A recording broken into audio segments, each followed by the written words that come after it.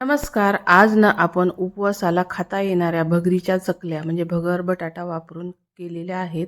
या चकल्या भरपूर प्रमाणात न तुटता झालेल्या आहेत. कडक न होता अगदी खुसखुशीत, दात नसणारेही आरामात खाता येणाऱ्या या अशा चकल्या आहेत. अगदी वयस्क लोकांनाही या चकल्या खाता येतील.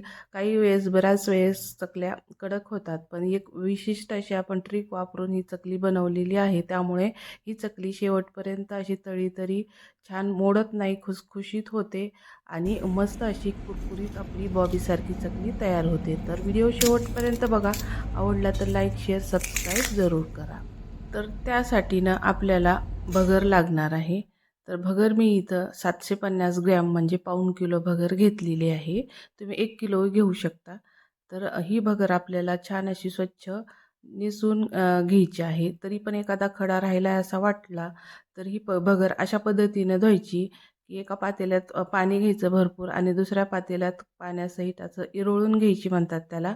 तर ते घ्यायचं म्हणजे राहिलेले बाकीचे काही एखादा न दिसलेला खडा पण त्याच्यात निघून जातो. अशा पद्धतीनं ही भगर धुवून घ्यायची आहे आपल्याला आणि 2दा-3दा पाण्यानं स्वच्छ धुवून घ्यायची भगर. सगळं त्याच्यातलं घाण पाणी ते निघेल इतपत आपल्याला हे असं धुवून घ्यायचं आहे.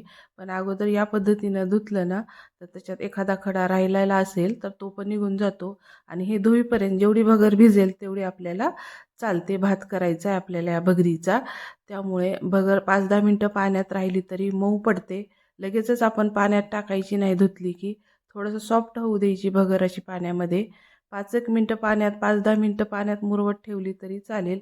मऊसूत शिजली जाते ती भगर. कारण इथं आपल्याला उपवासाचा पदार्थ करायचा आहे. बघा आता हे अशा पद्धतीनं धुतलं ना तर एक हात खडा चुकून नजर चुकीने राहिलेला तो पण निघून जातो. आता हे सगळं पाणी आपल्याला टाकून स्वच्छ असं पाणी होईल इथं आपल्याला ही भगर धुवून घ्यायची आहे. सगळं काळपट पाणी काढून टाकायचं म्हणजे पांढरा शुभ्र असा आपला भात होऊन जातो भगरीचा. तर बघा इथं मी स्वच्छ धुवून घेतलेली आहे. आता आपल्याला भगर मोजून घ्यायची आहे. आता इथं मी एक केकचं भांडं आहे माझं, तेवढं 750 म्हणजे पाऊण किलो भगर त्याच्यामध्ये बसलेली आहे. तर आता ही 4 पट पाणी घ्यायचं आहे गरम करायला. आपल्याला फक्त तिप्पट पाणी लागणार आहे. 1 पट पाणी काढून ठेवायचं गरम झालेलं, म्हणजे थोडंसं आपल्याला वाटला भात थोडासा घट्टसर झाला आहे तर ते पाणी तिथं वापरता येतं. इथं मी 4 पट पाणी उकळायला ठेवणार आहे आणि नंतर गरम झाल्यावर 1 पट पाणी काढून घेणार आहे. तर आता इथं पाऊण किलो भगरीसाठी ना मी 250 ग्राम साबू रात्रीच भिजत घातलेला होता. आता इथं आणि हे बटाटे घेतलेले आहेत. 1 किलो बटाटे पुरे होतात, त्याच्यापेक्षा जास्त वापरायचे नाहीत बटाटे. 1 किलो भगर अंदाजे घ्यायची आणि त्याला 1 किलोच अशी बटाटे घ्यायचे आहेत. म्हणजे पाऊण किलो बटाटे पण चालतात. 1 किलो भगर असेल तर 1 किलो बटाटे हे माप लक्षात ठेवायचं. थोडंफार कमी जास्त झालं तरी चालतं, असं काही नाही. आणि इथं बघा आपलं पाणी गरम झालेलं आहे. तर त्याच्यातलं मी जितकं पाणी टाकले 4 पट त्यातलं 1 पट काढून घेणार आहे आणि लागल तसं वापरणार आहे. शक्यतो तिप्पटच पाणी भात करताना पुरे होतं. चवीनुसार मीठ टाकायचे. मीठ जास्त होऊ द्यायचं नाही. जास्त झालं ना उपवासाचे असे पदार्थ खारट होतात, परत कोणी खात नाही. आता हे गरम पाण्यामध्ये आपण धुतलेली भगर आहे ती टाकून द्यायची आहे आणि सतत हलवायचं. इथं मी स्टीलचं पातेलं वापरले, कमी पडायला म्हणून मोठं थोडंसं घेतले आणि स्टीलचं वापरलं तर थोडंसं खाली चिटकण्याची शक्यता असते. त्यामुळे सतत भात करताना हलवायचा.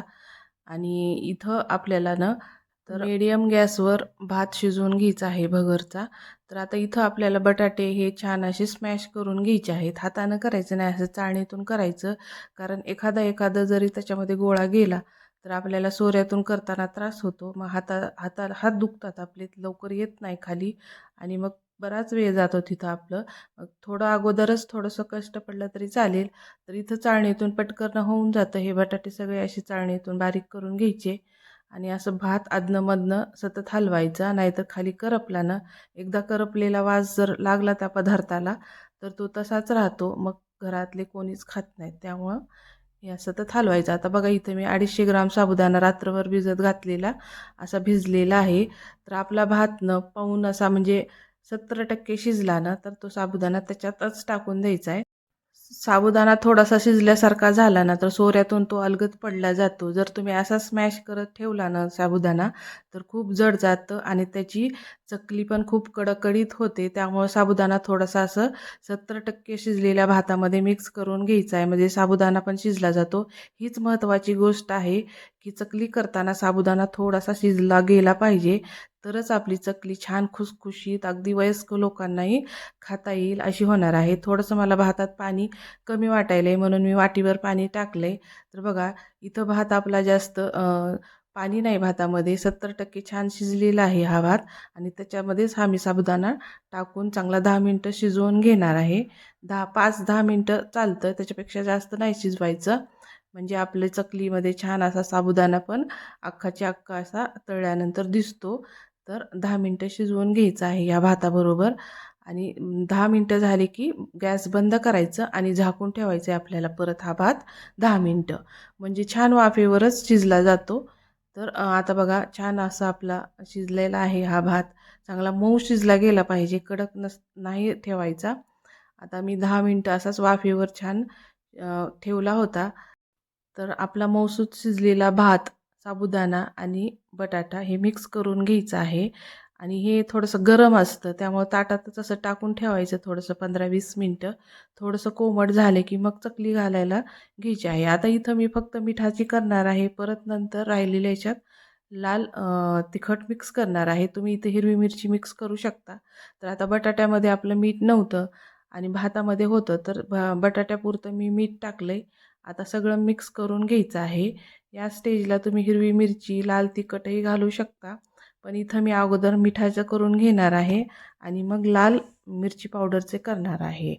तर जिरे पावडर काही तुम्हाला टाकायचं असेल तर तुमच्यात चालत असेल तर तुम्ही टाकू शकता, पण अशा छान लागतात मिठाच्या पण चकल्या. तर हे छान मिक्स करून घ्यायचं आहे आपल्याला. मऊसूद असा शिजला गेला पाहिजे भात, कडकडीत नसायला पाहिजे, म्हणजे अर्धवट शिजलेला भात नसला पाहिजे, त्याने पण चकली कडक होते. मऊसूद शिजलेला भात, त्याच्यामध्ये साबुदाणा छान शिजलेला आणि हे बटाटं चांगलं स्मॅश केलेलं, हे तिन्हीचं मिश्रण म्हणजेच आपली चकली 100% खुसखुशीत होणार, कडक अजिबात होणार नाही. साबुदाणा तर अख्खा दिसणार तळल्यावर, पण तो कडक होणार नाही, अगदी नायलॉनसारखा तो तळला जातो. तर बघा इतपत आपल्याला हे असं ठेवायचं आहे घट्टसर बॅटर. पातळ होऊ द्यायचं नाही आणि जास्त घट्टही याचं करायचं नाही. घट्ट याचं केलं ना तर हाताला खूप त्रास होतो. त्यामुळे इतपत हे बॅटर आपलं छान मऊसूद असायला पाहिजे, जे की आपण भाताचं तयार केलेलं आहे. तर आता बघा सोऱ्यातून पटपट तुटत पण नाहीत चकल्या आणि वाळल्यानंतर आहे अशा अख्ख्या निघतात, इतपत अशा आपण स्मॅश केलेलं आहे सगळं. तर बघा करताना सुद्धा एक पण चकली तुटत नाही आणि वाळल्यानंतर तर अजिबात तुटत नाही, छान वाळल्या पण जातात. आणि ह्या चकल्यांना जास्त असं घट्ट करून करायच्या नाहीत.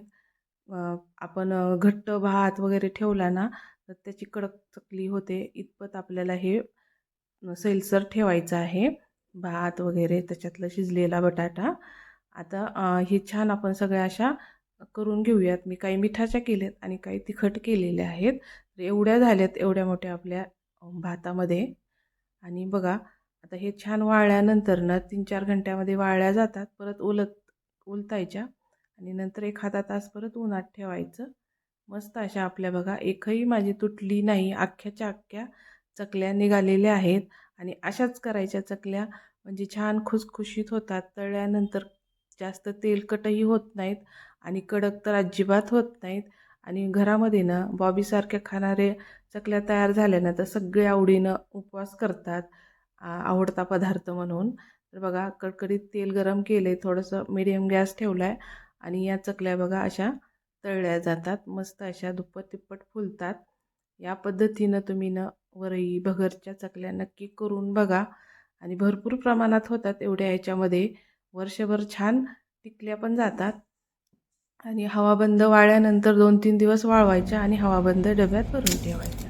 व्हिडिओ आवडला तर लाईक शेअर सबस्क्राईब जरूर करा. धन्यवाद.